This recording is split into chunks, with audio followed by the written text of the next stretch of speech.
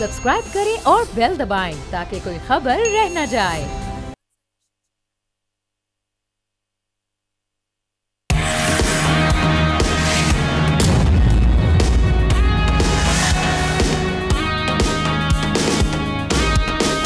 जी आप देख रहे हैं न्यूज़ पंच, मैं हूं आमना खटाना। नाजरीन, हुकूमत साजी के मराहल अब पाया तकमील को पहुंच गए हैं। वफाकी काबीना की तश्कील पर ताहाल इस वक्त मुशावरत जारी है, लेकिन पंजाब और खैबर पख्तूनख्वा की अगर हम बात करें, वहां पर काबीना की तश्कील हो गई है।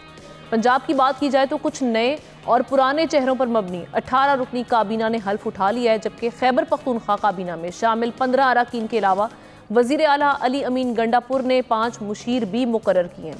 9 मुंतखब वज़ीर आज़म शहबाज शरीफ ने भी कल पख्तूनख्वा का दौरा किया, मगर यहाँ पर ये एक बात आपको बताते चलें कि वज़ीर आला खैबर पख्तूनख्वा अली अमीन गंडापुर ने उनसे मुलाकात नहीं की। दूसरी जानिब अगर हम बात करें इंतखाबात के 20-25 रोज़ गुजर जाने के बाद भी फॉर्म 45 वाला जो मामला है और इंतखाबी बेज़ाब्तियों पर बहस इस वक्त जारी है।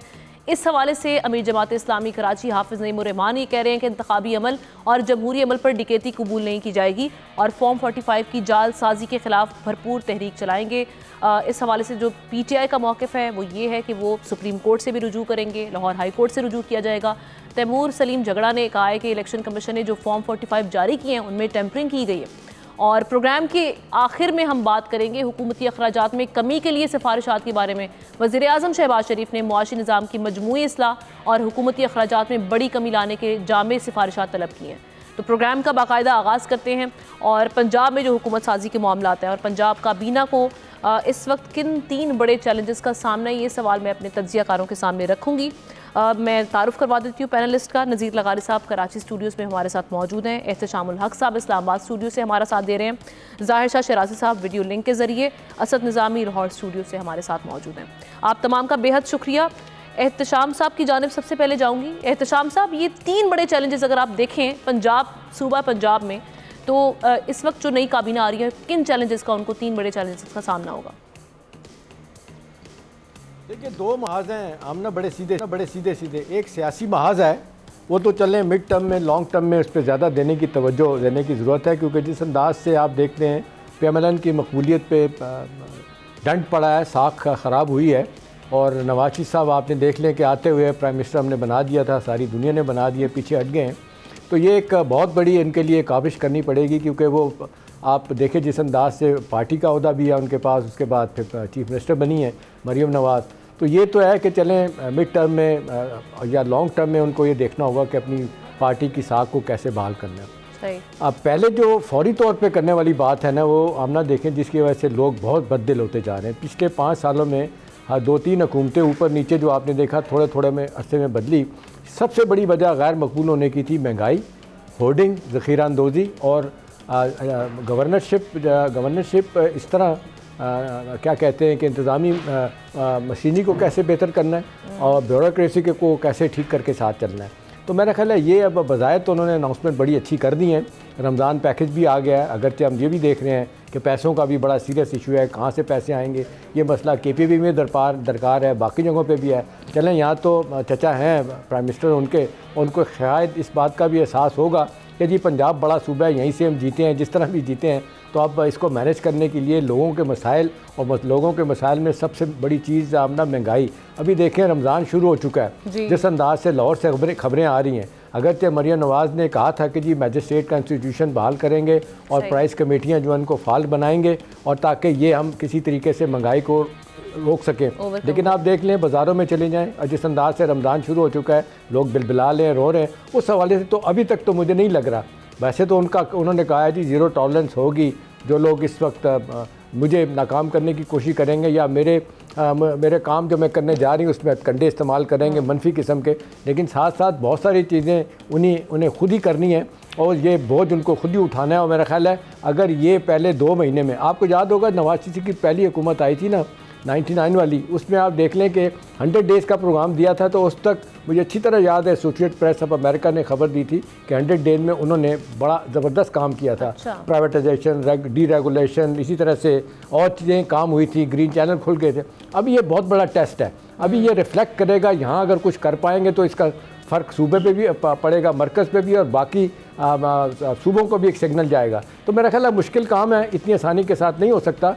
और दूसरी बात यह है कि ये अनाउंसमेंट तो आपने कर दी, अब जिस अंदाज से IMF के साथ प्लान बन रहा है, ये सारी चीज़ें ख़त्म होने जा रही है, कंसेशन, मराहत, लेना देना, और इसके लिए क्या करेंगी, कहाँ से पैसा आएगा, ये $1 मिलियन क्वेश्चन है। हालात इस वक्त ये हैं कि हम नेगेटिव में जा रहे हैं। जो रेवेन्यू इकट्ठा करके देना है उस अगले 7 माह में, उसमें हम देख रहे हैं 400-500 अरब रुपये का फ़र्क आ चुका है FBR के। तो मेरा ख्याल है बड़ा मुश्किल सफ़र है, ये नारेबाजी से काम नहीं चलेगा, वाक़ईतन डिलीवर करना पड़ेगा, अदरवाइज़ मेरा ख्याल है इनके लिए मुश्किलात होंगी। जी आमना, बिल्कुल ठीक है, ये मुश्किलात होंगी। लगारी साहब, आप कौन से 3 बड़े चैलेंजेस देख रहे हैं इस वक्त जो पंजाब की हुकूमत है उसको लाहक होंगे, दरपेश होंगे और उनसे निपटना होगा उन्हें? पहले तो उन चैलेंजेस से ओहदा बरा हूँ ना, जो अभी बताए हैं हमें हमारे मोहतरम जनाब शाम साहब ने, वही चैलेंज बहुत ज़्यादा हैं। हमें तो ये अजीब व गरीब सूरत हाल नज़र आई है।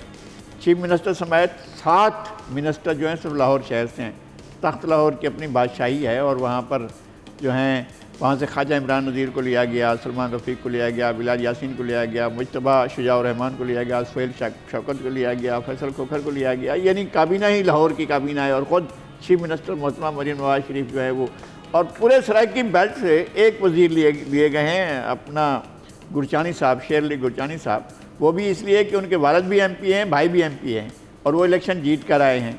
और एक लिए गए उकाड़ा से सैयद आशिक हुसैन किरमानी। तो काबीना का सेंट्रल पंजाब की काबीना है, सराइकी बेल्ट को छोड़ दिया गया है, सराइकी बेल्ट को उसमें शामिल नहीं किया गया। हो सकता है कि उनका ख्याल हो कि आगे जाकर वो सूबा बनाएं और उनकी अलग काबीना बनेगी, और देखते हैं कि वो अलग सूबा बनते हैं तो वहाँ से कौन लोग काबीना में जाते हैं, और शेर अली गुरजानी को उस काबीना में शामिल करते हैं। सियासी तर्ज़ अमल तो उनका फिर शरीफ फैमिली का वही हुआ ना जो पुराना था, जिस तरह से आपने तवज्जो दिलाई है, जिस तरह कि लाहौर से ही उन्होंने काबीना में जो इंडक्ट किए लोग, तो सियासी, मैं कह रही हूँ उनकी सियासत का तर्ज़ अमल तो फिर वही पुराना ही हुआ। नहीं, मैं वही अर्ज़ कर रहा हूँ कि उनका तरीक़ाकार वही है। एक लाहौर शहर से इनने 6+1 चीफ मिनिस्टर वो लिए हैं, और एडवाइज़र तो अभी बाकी हैं, वो लिए जाने बाकी हैं, वो पता नहीं कहाँ से लिए जाते हैं, और उनका भी ऐलान हो जाएगा।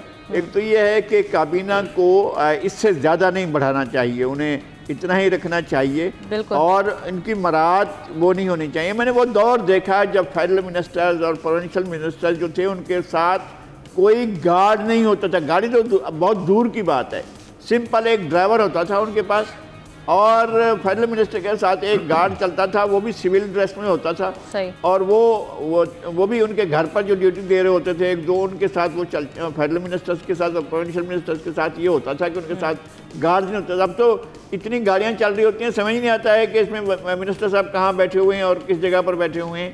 तो ये एक तो ये कि उन्हें अखराजात कम करने होंगे, और दूसरा ये कि ये इस तरह से नहीं होना चाहिए कि जनाब आप पर जो है ये कोई ख़ास किस्म का आपने को मैदान मार लिया है।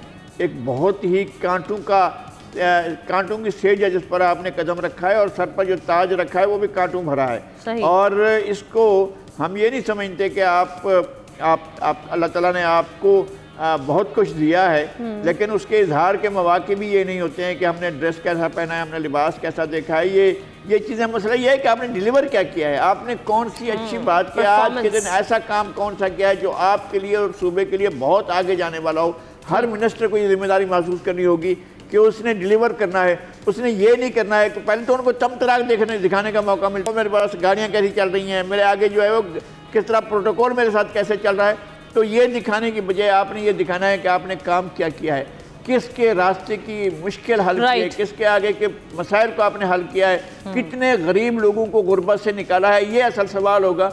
अब देखते हैं कि आप कितने लोगों को गुर्बत से निकाल पाते हैं या नहीं निकाल पाते। ठीक है असद, एक तो वही 3 बड़े चैलेंजेस, दूसरा जिस तरह से अभी बात हो रही है कि वो एक खुद नुमाई और जो हम ये वाली कैफियत देख रहे हैं, वो तो हम थोड़ा सा, आपने भी देखा होगा कि आजकल वीडियोज़ आ रही हैं हमारी चीफ मिनिस्टर साहिबा की, ये संजीदगी नज़र आ रही है आपको परफॉर्म करने में, या ये सिर्फ वीडियोज़ की हद तक की मामला है अभी तक की? वैसे इट्स टू अर्ली टू जज या कुछ इस हवाले से कहना, लेकिन अगेन जी बहुत शुक्रिया। देखिए जी, पंजाब गवर्नमेंट की हद तक इश्यूज़ तो बहुत ज़्यादा हैं। महंगाई नंबर 1, नंबर 2 एक फ़र्स्ट टाइम मैं कहूँगा पॉलिटिकल एवेन्यू में कदम रखने वाली एक खातून है, जो कि एक पहली दफ़ा खातून मुंतखब हुई हैं एज़ चीफ मिनिस्टर पंजाब, तो उसके अपने चैलेंजेस हैं। पंजाब गवर्नमेंट का एक डिलीवरी ओरिएंटेड सिस्टम होता है हमेशा से, और वो ख़ास तौर पे अनफॉर्चुनेटली लाहौर सेंट्रिक होता है और दीगर कुछ और शहरों में होता है जहाँ पे आपको दिखावे की सियासत करनी पड़ती है, जिसमें आपके अंडर पासेस, ब्रिजेस और चीज़ें ऐसे मंसूबे जो है वो बन रहे होते हैं। तो एक तो वो वाली चीज़ है, वो उसको बरकरार रखती नहीं रखती। हमने माजी के जो हमारे केयर टेकर चीफ मिनिस्टर थे मोहसिन नकवी साहब, उनके दौर में देखा कि उन्होंने इस चीज़ को बरकरार रखा और उसके अंदर उनको पॉपुलैरिटी अच्छी मिली।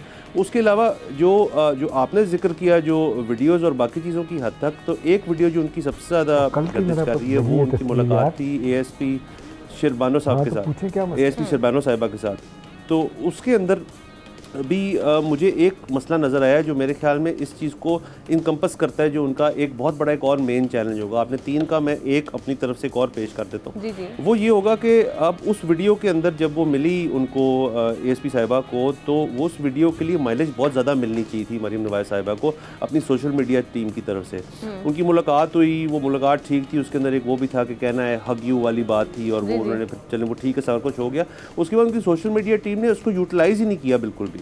देखिए, एक खातून चीफ मिनिस्टर है और उनके अंडर आती हैं ASP शिरबानो साहिबा जो हैं, और वो इस वक्त आपके सोशल मीडिया की हद तक तो वो बहुत पॉपुलर है, तो उस चीज़ को उनको थोड़ा यूटिलाइज़ करना चाहिए था, उन्होंने नहीं किया उस चीज़ की।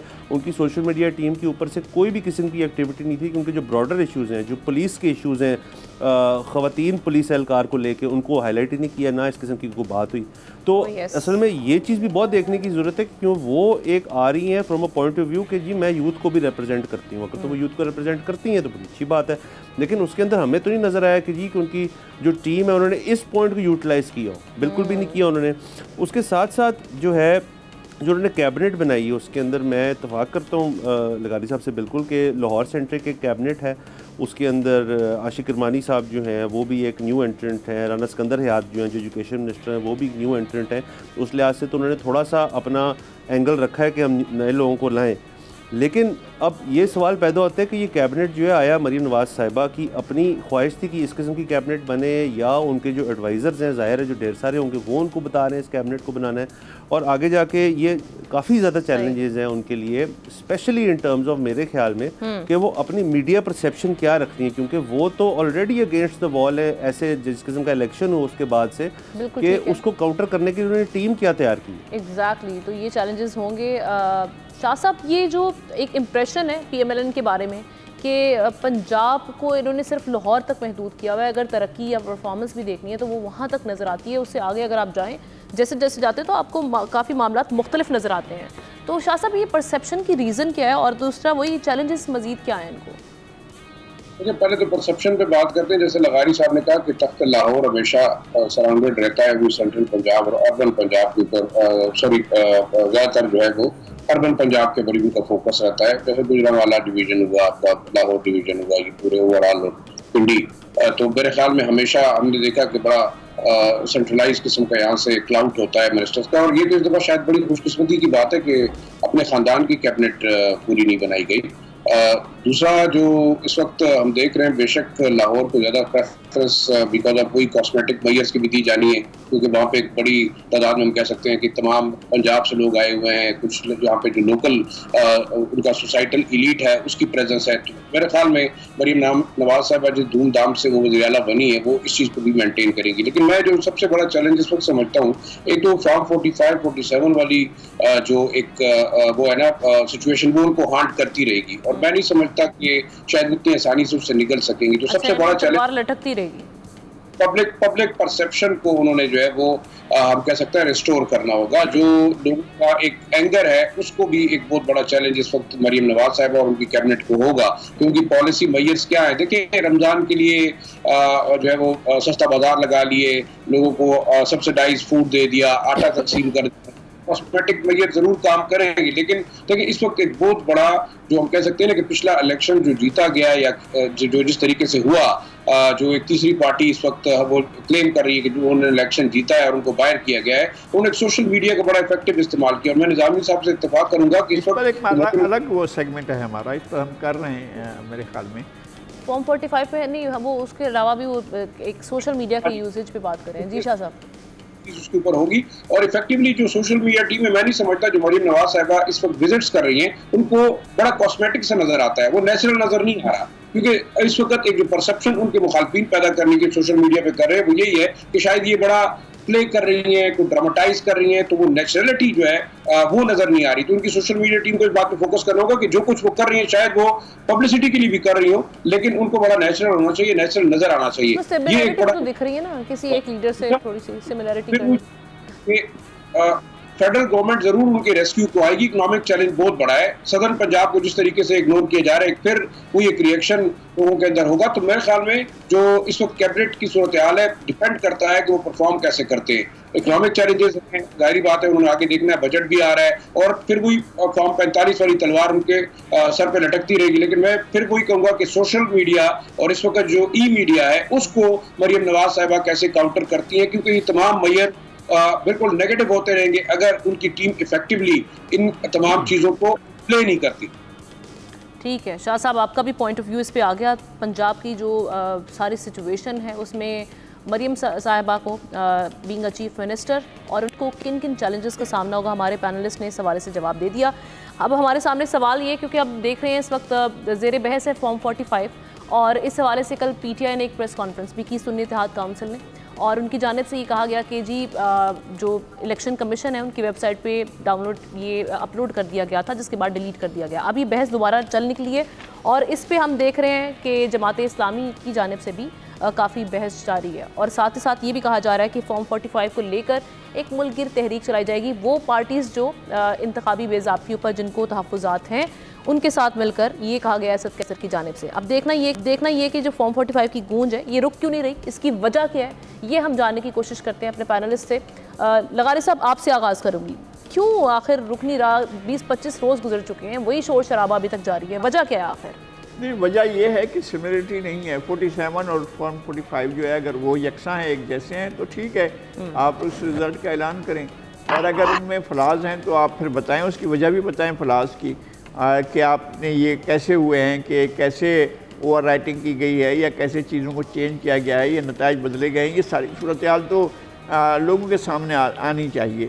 और ये एक तौसीक है उन लोगों की जो खदशात का इजहार कर रहे हैं कि फेयर इलेक्शन नहीं हुए हैं। ये हमारे मुल्क की बदकिस्मती है कि इस मुल्क के अंदर बहुत कम इलेक्शन, मैं तो नहीं कह सकता हूँ कि कोई ख़ास ऐसे हैं, 2 इलेक्शन जो मैं समझता हूँ कि एक हद तक फ्री एंड फेयर इम्पार्शल थे। 1970 का उसमें जो है वो मुल्क टूट गया, और दूसरा 1977 का, उसमें वज़ीर आज़म को फांसी मिल गई। बस इसके बाद जितने भी इलेक्शन हुए वो मैनिपुलेट होते रहे, इंजीनियर होते रहे, वो बनाए जाते रहे हैं, और उसका नतीजा ये हुआ कि जनाब कि इस तरह के सवालात पैदा हो गए हैं कि फॉर्म 45 और फॉर्म 47 के इंदराजात में फ़र्क है। अगर ये फ़र्क है तो फिर ये सवाल तो उठता रहेगा ना कि आप free and fair and impartial election कब कराएंगे और कब मुल्क के अवाम को ये मौका मिलेगा कि वो अपने सही नुमाइंदों का इंतखाब कर सकें। सही है। एहतशाम साहब, ये फॉर्म 45 वाला जो मामला है, ये आपको लगता है कि ये कुछ देर की हाइप है या कुछ अरसे बाद ये बहस रुक गई होगी, मामला नॉर्मल चलेंगे, या जिस तरह से शाह साहब ने कहा ये हॉन्ट करते रहेंगे जिस तरह से मरीम साहिबा को, या पूरी वफाकी हुकूमत जो इस वक्त शहबाज शरीफ साहब है उनके ऊपर भी ये तलवार लटकती रहेगी? देखिए आमना, ये जो लगारी साहब ने बताया 70 का और 77 का इलेक्शन, और 2013 का भी कुछ लोग कहते हैं कि इसको क्योंकि लेजिटिमेसी मिल गई थी। आपको याद है वानी PTI लेके गए थे, 1 साल तक रोते रहे थे कि जी जाए हमारे खोले जाएँ 4 हल्के, फिर फाइनली खोल दिए गए, बाकायदा जुडिशल कमीशन बना इस हवाले से, और उसने कह दिया था कमीशन ने कि कोई 2013 के इलेक्शन में ऑर्गेनाइज रिगिंग नहीं हुई थी। चलें, अब उस पर भी इख्तलाफ तो हो सकता है, लगारी साहब भी सही कह रहे हैं। असल तो बात है कि पब्लिक भी माने, लोग भी उसको माने, अदारे भी माने। अब सवाल ये है कि इतनी बहस जो है 8 फरवरी के बाद से जितनी चल पड़ी है फॉर्म 45 की, बायदे में आज खबर ये चल रही थी आमना कि फॉर्म 45 जो कल उन्होंने हटा दिए थे इलेक्शन कमीशन ने, 45, 46, 47, 48 दोबारा उन्होंने लगा दिए वहाँ पे। उसमें कितनी देर तक वो रहेंगे या उस पर कितने एतराज़ात और आएंगे? मेरा ख्याल है अहम बात यह है कि जो सेटबैक है हुकूमत के लिए वो ये है कि जिस अंदाज से पेशावर हाई कोर्ट ने इनको रोक दिया और 13 तारीख तक उन्होंने बाकायदा उनमें इम्तनाई दाखिल कर दिया है, जारी कर दिया है कि जी आप जो जीत के आए मखसूस नशिस्तों पे वो हल्फ नहीं ले सकते।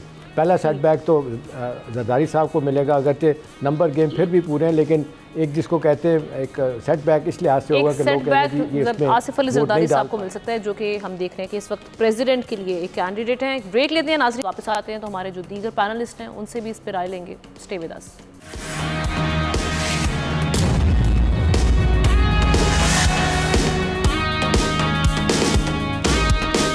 Welcome back once again. Shah साहब की जानिब बढ़ूंगी फॉर्म 45 के मामले के हवाले से। शाह साहब, ये जो फॉर्म 45 वाला मामला है, एक तो इस पे एक जो बहस है, इसकी रीज़न आप क्या देख रहे हैं? दूसरा ये कि किस हद तक जाएगा मामला, जिस तरह से सुप्रीम कोर्ट से रुजू करने का कहा है, उसके साथ साथ ये भी कहा जा रहा है कि तहरीक चलाई जाएगी अगर इस मामले को सॉर्ट ना किया गया तो।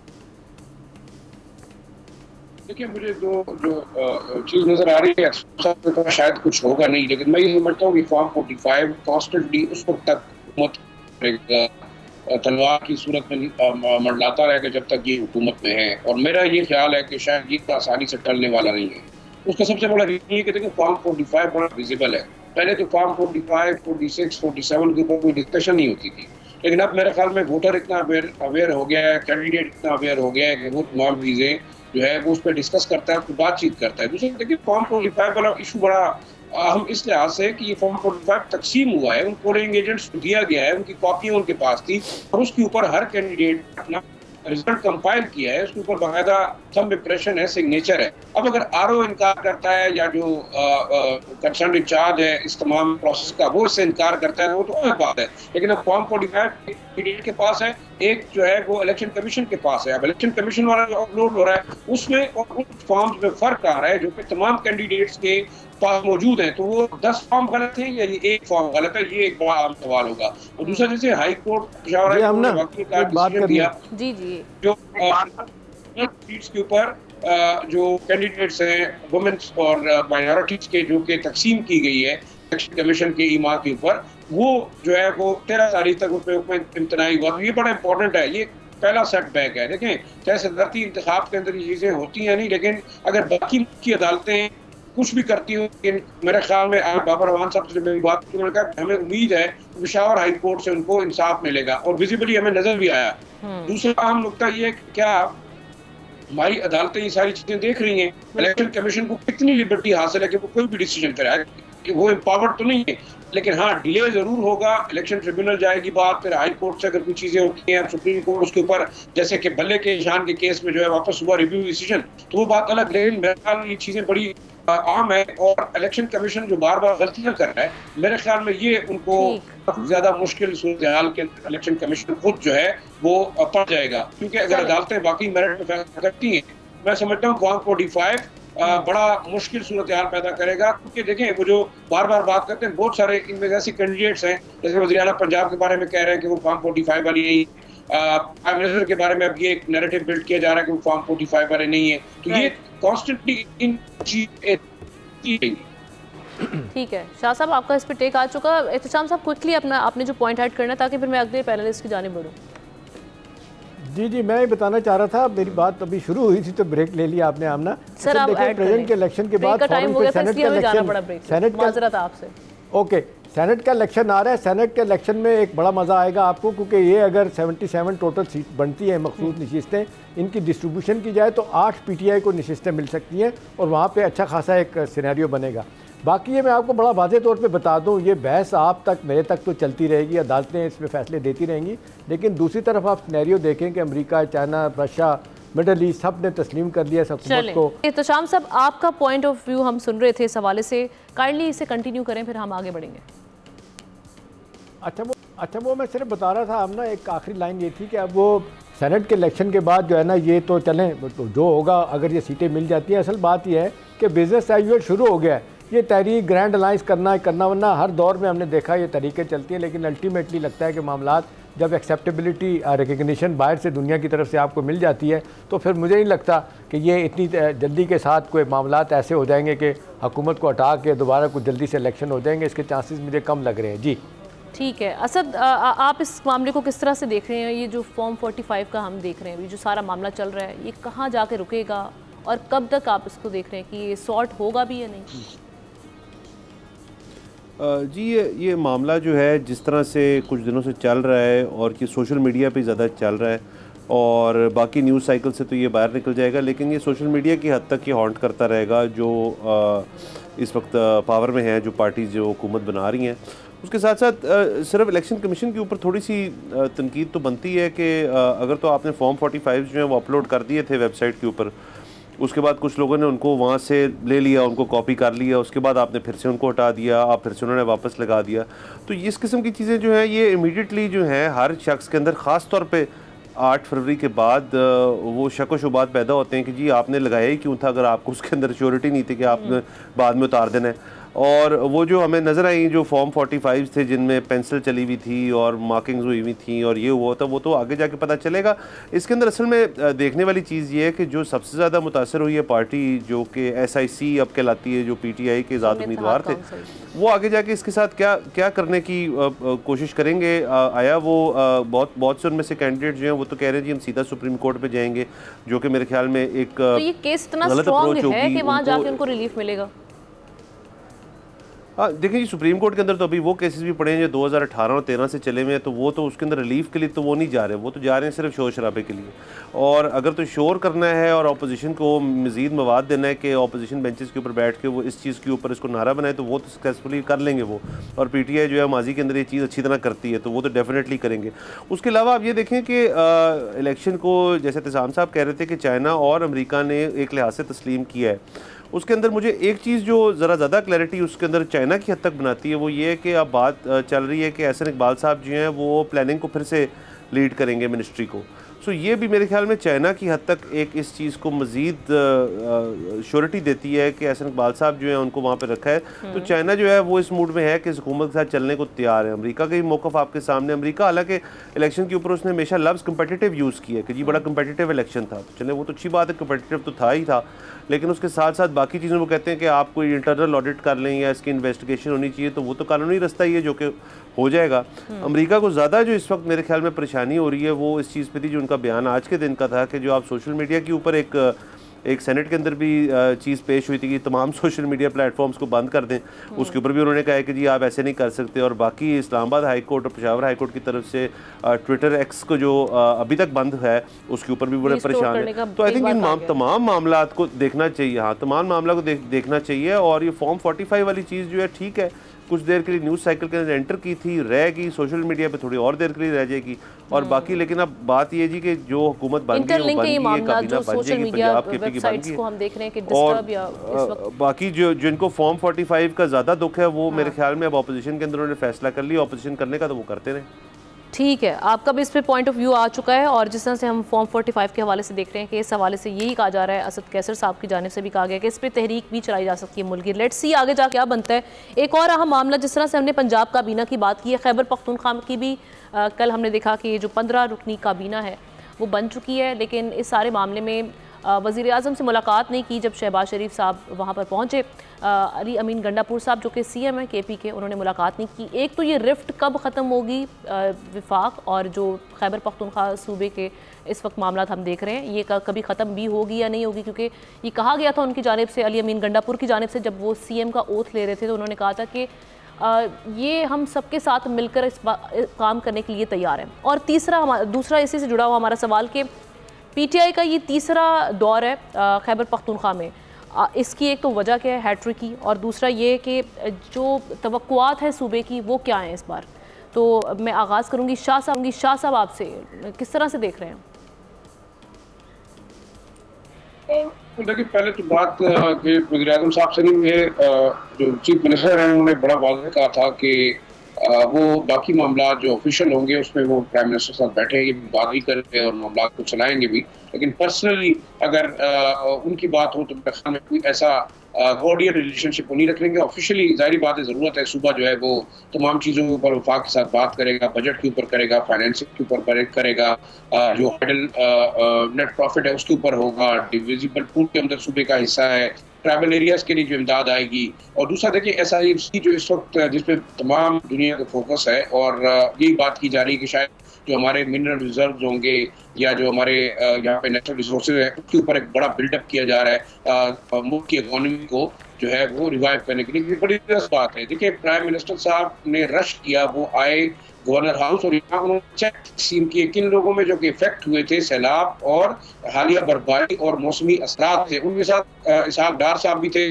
उनके साथ जो है वो मेरे ख्याल में शायद हसन इकबाल साहब और दूसरे भी कुछ सीनियर लोग मौजूद थे। तो इसमें देखिए बार बार जो हम बात कर रहे हैं फाइनेंसेस की, हमारे दो सूबे बड़े सीरियसली क्लाइमेट चेंज की वजह से हिट हो रहे हैं, डिजास्टर की वजह से हिट हो रहे हैं। तो मैं उसमें बाद में आता हूँ जो आप बात कर रही थी, लेकिन मेरे ख्याल से जो एक्सटेंडेड लोन फैसिलिटी है IMF की 7 से 8 बिलियन डॉलर की जब जाएंगे उसमें एक स्पेशल कुशन है फॉर डिजास्टर और जो हिट कंट्रीज है उनके लिए। तो मेरे ख्याल में फेडरल गवर्नमेंट इस कार्ड को भी यूटिलाइज करेगी, वो IMF से आइंदा जो दूसरा जो वो आपने कहा कि जी मामलात कैसे आगे चलेंगे। मेरे ख्याल में देखिए फेडरल गवर्नमेंट भी मुझे इस मूड में नजर नहीं आती कि वो सूबे को कोई फैसिलिटी देगी, वो भी ट्राई करेंगे प्रेशराइज करें। इधर से ये लोग 45 और दूसरे इशूज के ऊपर सियासत करने की कोशिश करेंगे और जो है वो फेडरल गवर्नमेंट रेवेन्यू और फाइनेंस सूबे को दे। ठीक है लगारी साहब क्विकली, क्योंकि हमारे पास टाइम कम है, हमने सब पैनलिस्ट। अच्छा, एक तो वज़ीर आज़म के इस्तकबाल के लिए या उनसे मिलने के लिए वज़ीर आला खैबर पख्तूनख्वा का ना जाना, इस पर तो सवाल अपोजिशन का अगर ताल्लुक़ हो किसी दूसरी पार्टी का तो इस तरह के माहौल पैदा होता रहता है। जब मोहतरमा बेनज़ीर भुट्टो वज़ीर आज़म बनी थी तो मियां नवाज़ शरीफ साहब ने उनको वज़ीर आज़म तस्लीम नहीं किया था और वो उनके इस्तकबाल के लिए भी नहीं जाते थे, उनसे मिलते भी नहीं थे। और मैं ये नहीं कहता हूँ कि ये कोई अच्छी रिवायत थी और इसको जारी रहना चाहिए, नहीं, ये अच्छी रिवायत भी नहीं थी और इसको जारी भी नहीं रहना चाहिए। बल्कि मुझे याद है कि मौलाना उन लोगों के साथ शामिल थे जो कह रहे थे कि औरत को मुल्क का हुक्मरान नहीं बनाया जा सकता है। खैर, हमारे लिए अपना अमीनुल्लाह गंडापुर साहब का आना जो है वो इस लिहाज से जो है हम समझते हैं कि पंजाब की काबीना में तो सराइकियों को मौका ना मिला, लेकिन खैबर पख्तूनख्वा का वज़ीर आला सराइकी को बना दिया गया है। चलो इस हद तक तो कुछ हुआ है कि वहाँ ना सही तो एक और जगह पर जो है सराइकी को वज़ीर आला बनाया गया। लेकिन ये रियलाइज़ करना चाहिए कि वर्किंग रिलेशनशिप होता है वफाक सूबाई हुकूमतों का, और ये वर्किंग रिलेशनशिप जो है उसको कायम रहना चाहिए और एक दूसरे के साथ ताल्लुकात को बरकरार रखना चाहिए। ये पहले भी ऐसा होता रहा है और पहले भी अलग सूबे के वज़ीर आज़म और वज़ीर आला जो है अलग अलग पार्टियों से थे, तो चलता रहा है मामला और इसको चलना चाहिए, इसको चलना चाहिए। जी एहतशाम साहब।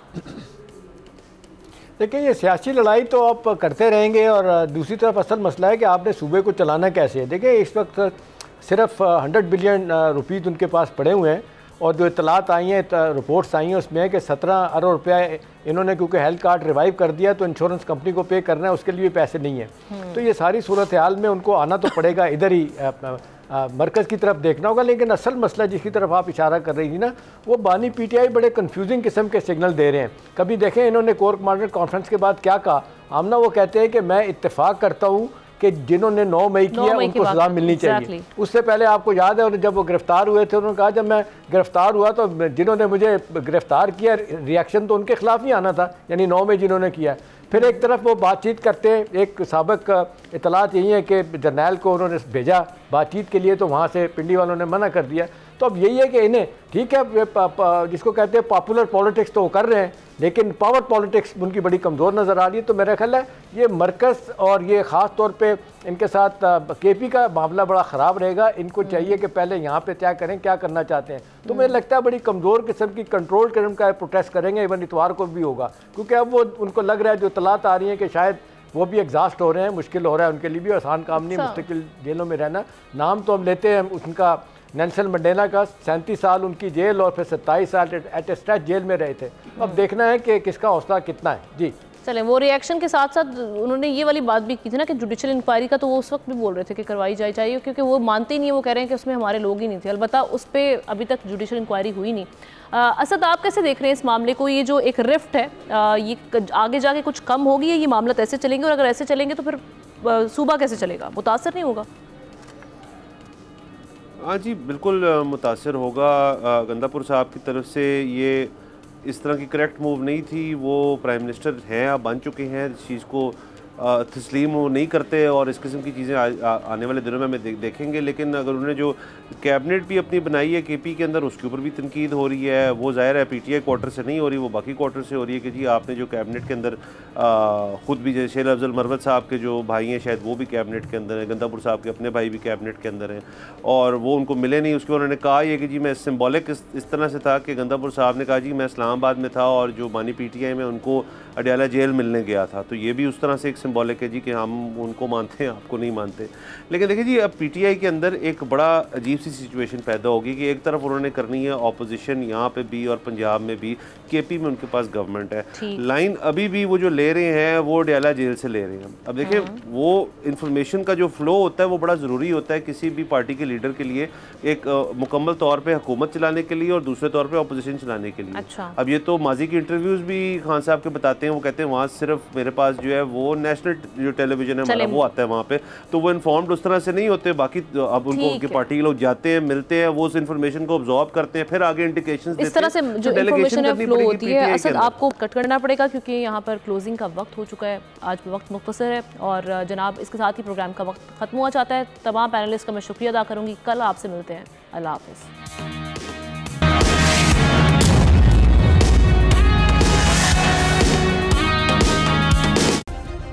सब्सक्राइब करें और बेल दबाएं ताकि कोई खबर रह न जाए।